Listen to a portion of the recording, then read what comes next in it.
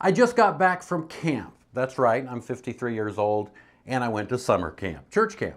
It's not that my parents wanted to get rid of me, it's actually quite the opposite. I wanted to spend time with my son. My son Colton, 14 years old and headed to high school, signed up for camp a few weeks ago. His youth pastor asked if I'd like to go along as a sponsor.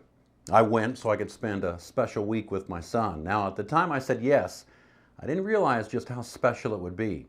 Incidentally, I did ask Colton before I said yes if he thought it was a good idea. I didn't want to be the dad who went to spy on his son. But if I was spying, what I spied was all good.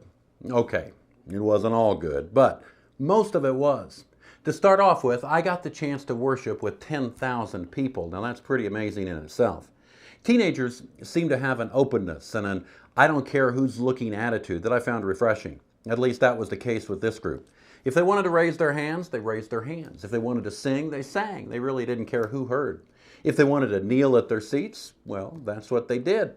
You know, too often in life, we're so consumed with who's watching, what they're thinking, how do I look doing what I'm doing. How do I know that? Well, because that's the way I've lived most of my life. Maybe you're not that way. If you're not, good for you. You've already learned the lesson that I learned this week. Now, you need to do what you feel like doing within reason, of course. Don't go crazy. We still have boundaries, but internal boundaries don't need to be set up based on someone else's opinion.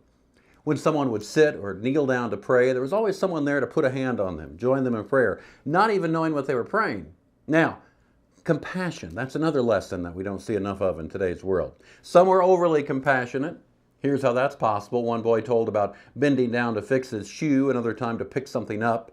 Someone put their hand on him immediately. No need for prayer when your shoe needs attention. You can be overly zealous, but it's better to be that way than not to care. And that's what I saw. I saw people caring, people worshiping, people united. It was a beautiful lesson. The older generation is often accused of tearing down the youth of today. Well, I saw another side to these students 35 to 40 years younger than me, and I liked it. I'm Kurt Kaiser, and that's Kurt Talk.